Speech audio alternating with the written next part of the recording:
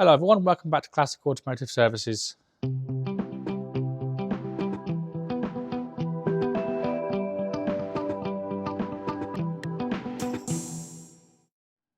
Right, we'll start off this week with the white TR7, then we'll go on to the Lotus and everything else afterwards. So, middle of the week we got the engine out of TR7 and we're getting a good degrease. We then got it apart and got the head off of it, as if anyone knows what these TR engines are like, they can be very troublesome to get the heads off of, as the heads start to seize to the block. We will go into that in a second. So we got it all apart, got it all cleaned up. The head gasket had failed quite badly on number one cylinder.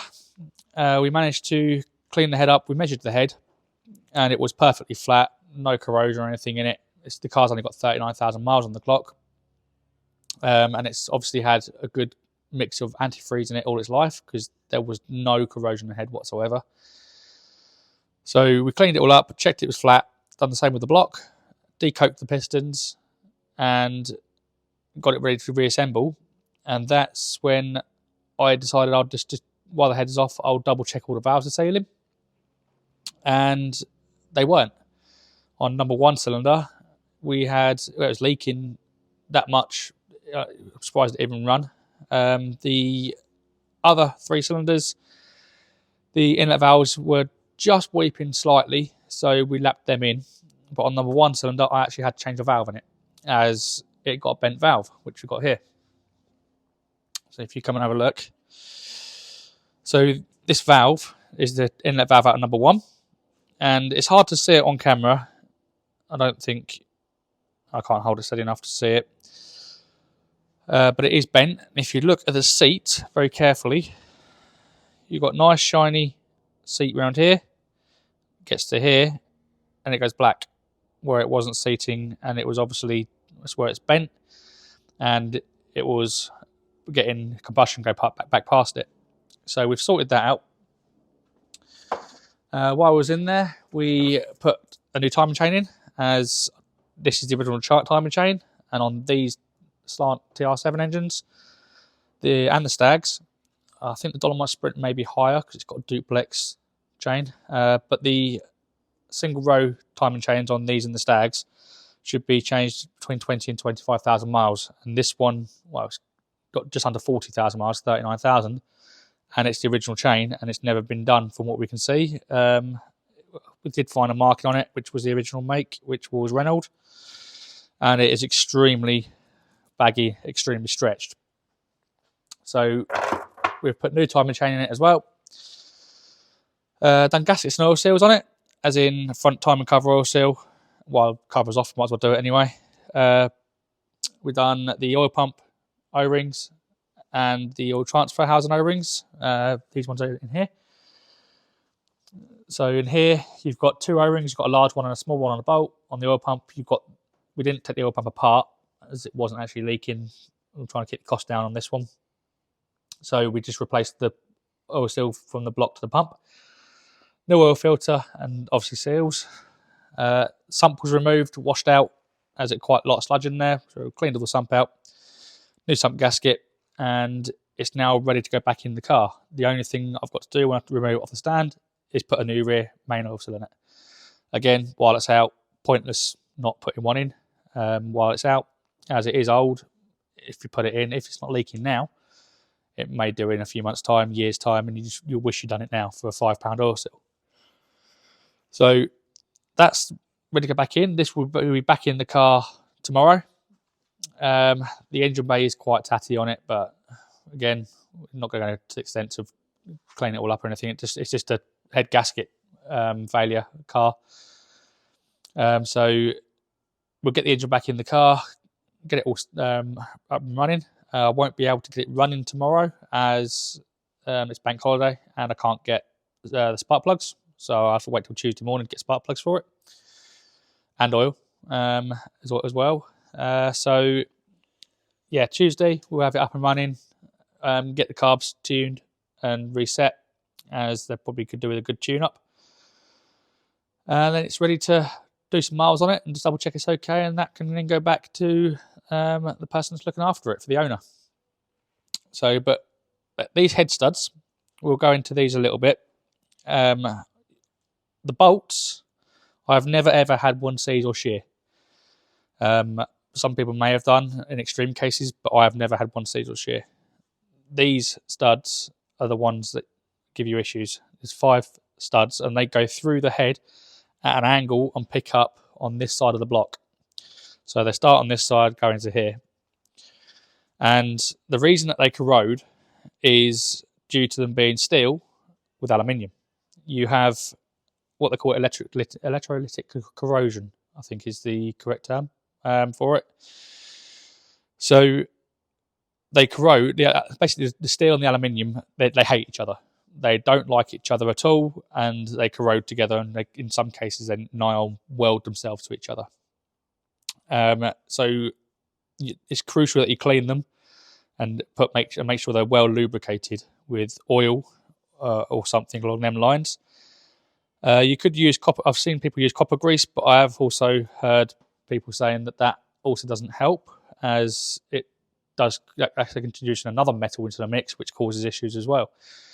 So your safest bet is to use some good thick oil on them to lubricate them, and they should be pretty good. And you're supposed to actually drain the water system and remove these every couple of years, one at a time, clean it, retorque it, put it back in, so that way you don't get the issues. I'm not recommending anyone does that if they've never had them out, because you will open a massive can of worms. And also, if I have seen stainless steel upgraded studs, and forget them. Do not go near them. Stainless steel is worse than steel on aluminium. That actually speeds up the corrosion process. So yeah, forget that. But yeah, so yeah, stick with standard studs. Don't go for anything fancy. Do it as they should be done and lubricate them properly. You shouldn't have an issue. So that's the TR7. I don't think there's anything else on it. We've obviously fitted quality parts to it, one of which was a genuine Unipart head gasket, which customer supplied, as he knows that I don't fit any cheap rubbish parts. Had a genuine Unipart rocker cover gasket in it as well. But other than that, it's ready to go. So that's the TR7. So we'll go and have a quick look at the Lotus and then the Rover. Right, the Lotus. It's all now back together. Coolant is in, oil's in. We've had it. We had to build an oil pressure before we tried to run it, and it built oil pressure extremely well and extremely fast, which is excellent considering how bad because it didn't beforehand, and because the oil pickup was badly blocked. And we have had it running. That's as far as we have got with it. We haven't set it up or tuned it or anything like that at the moment. But yeah, we've had it in, had it fired up, and that's where we broke off of this to start and get the TR7 sorted out. But it is coming along very, very well, and it's looking very smart. The owner has been and seen it last week, and from what I can make out, I think he's very happy with it, and he's looking forward to driving it and giving it a good thrashing around the country lanes. So that is pretty much where we're up to on the Lotus. Don't think there's anything else to really go into on it, other than we've piped it up. Lots of electrical gremlins, which we're still battling. Bad earths and dirty connections and things like that. For example, one of them at the moment, you turn the ignition on, the brake lights come on because there's something earthing through the brake lights. So it's got an earthing fault there somewhere. It's not the brake light switch because I have checked it. So yeah, it's got lots of little electrical gremlins, which, well, it's a fiberglass car, so it's not like a steel-bodied car where the ground's all on the body. Everything's got its own separate grounds, and there's a lot of them. So if they're not clean, if every single one of them is not clean, then you get power basically tracking back to the loom and earthing through something else, which causes electrical issues. So that's what we're in the process of doing with it. Yeah, we're going to have to get it set up and running right and sort out all the electrical gremlins. And then I think there's a little bit of work done on the front suspension and the brakes. Then it's just cosmetics, really. Cleaning it up, polishing it, making it all look spick and span. and it's ready to sort of go, I think. I'll have to have a look at my list of stuff to do on it, make sure I haven't missed anything, but there isn't a vast amount more to do on it. So it's taken a bit longer than we anticipated, but you know, these cars do, and we're constantly going over things and making things better. So, like when we took the engine out, we then decided we're going to clean and paint all the engine bay, all the chassis in the engine bay, and everything as well. So then the rear suspension, we changed the bushes. We decided we're going to clean and paint that as well. So it adds a lot of hours to the job when you're doing that. So that's where we're up to on it. Then we can have a quick look round the SD1, as we didn't really look round it much last week, did we? We just said it was arrived. As I've now managed to, well, last week I did have it running. The engine is very, very poorly, as it was seized when it arrived. And I've now got it to run, but it is only on about 5 cylinders, which doesn't really matter. The main thing I wanted to do is get the engine unseized so I can pull it apart and rebuild it. So I've now had a chance to start going through all the parts for it, as most of them are here. 95% of them are here now. The only thing that's not really here is the bonnet, as it was too big to go in the back of the delivery guy's car. So I'm still waiting for that. Other than that, it's 95% here now. I spent yesterday and got the doors all bolted up properly, so they open and closed, and started aligning them. I've got to do a bit more panel alignment on them to get them right. I've got to reshim the doors a little bit and get the gaps a bit better, as I've got a massive box of shims for it. So I can shim the doors up and get the gaps really, really nice. And then we can start doing some of the metalwork, because although the car isn't actually rotten, we'll have a quick look around it. So the structure of the car isn't rotten, as in sills, floors, chassis rails. The doors are really, really good. It's not rotten in that extent. Externally, it's got, I'm going to end up putting a pair of front wings on it. We'll see why in a second. But inside the engine bay, we've got these panels behind the headlights have rotted. This side's quite rotten, and it's just started to do the bottom of the inner wing along there, which is easily repairable when the wing's off. But I can't find these panels anywhere, so we're going to have to get them made or make them ourselves. That side's been plated before, had a piece riveted in, and I want it to look right in here, so we need to remake them panels. And then the front wings are going to have to be replaced, as someone has started doing repairs and actually butchered them. They're completely the wrong shape, as they should actually have like a return sort of lip on here. And they should have a flange underneath here, which spot welds to the inner arch. Now the inner arch is completely sound and rust free and not rotten. It's just been cut, the flange has been cut off, and it's had this all welded in for whatever reason, I don't know. But it's going to be completely butchered, and it's not right. And if you look down here, you can see the filler's not nigh on half an inch thick.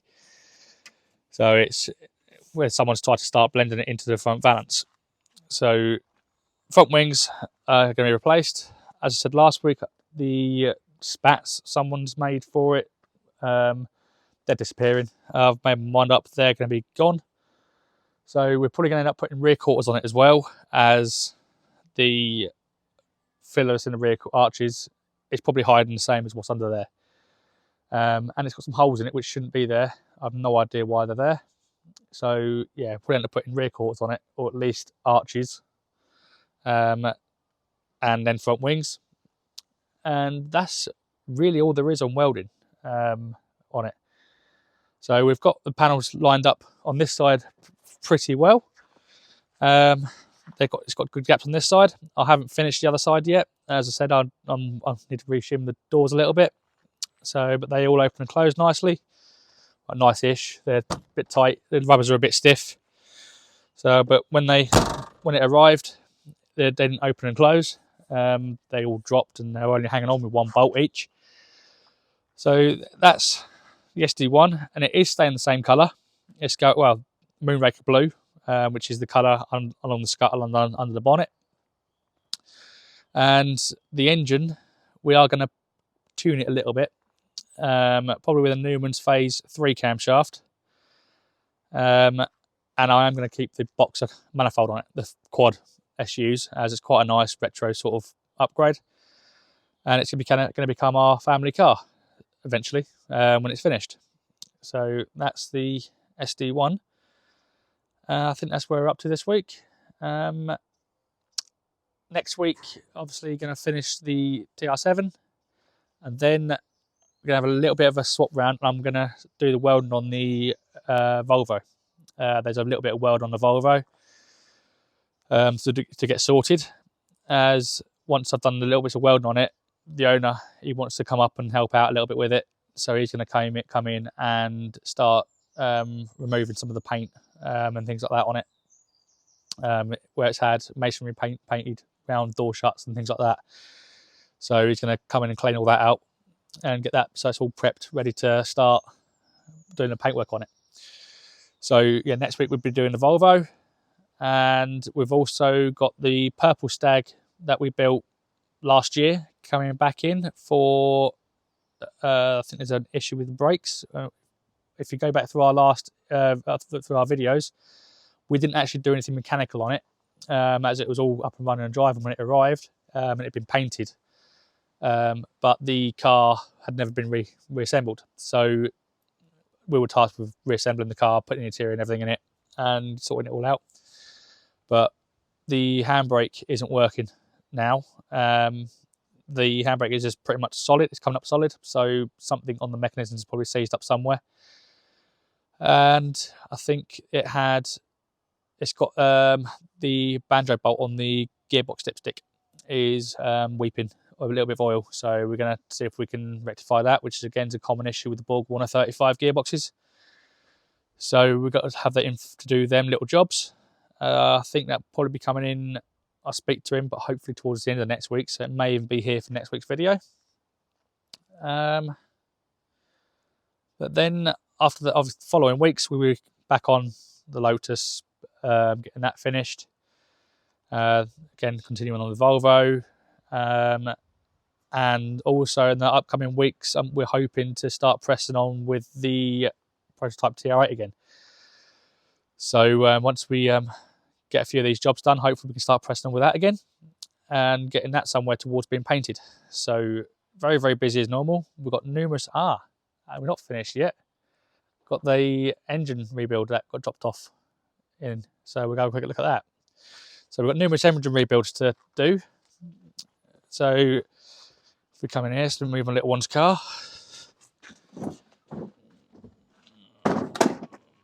So on top of the engines that we've already mentioned, the TR8 engine, obviously my own engine, we've got this engine here, which got dropped off in the week.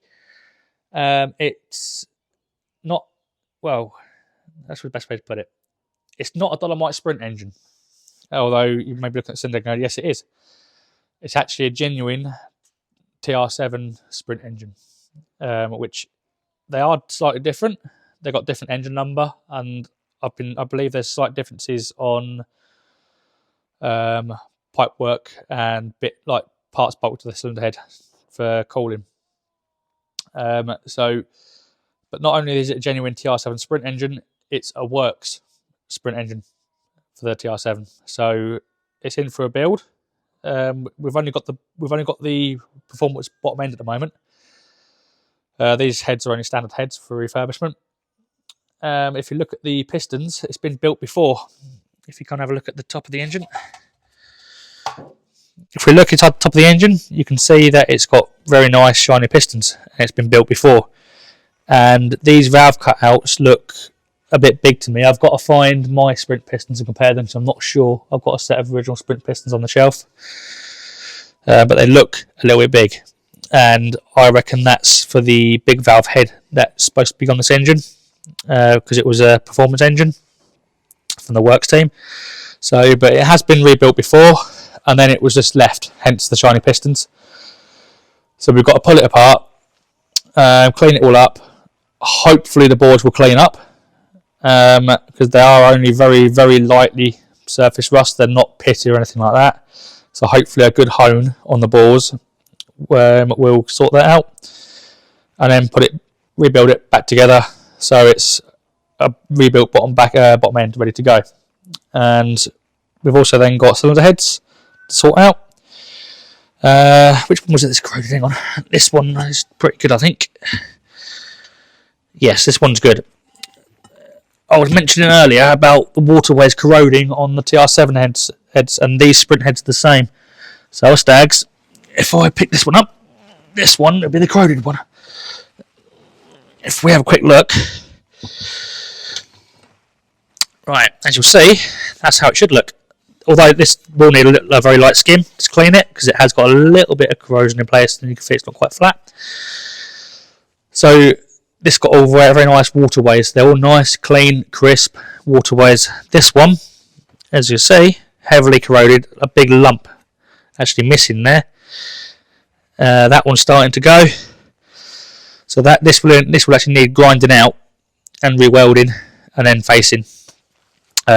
So that's the common issue with these heads when you don't run the correct mix of antifreeze in them.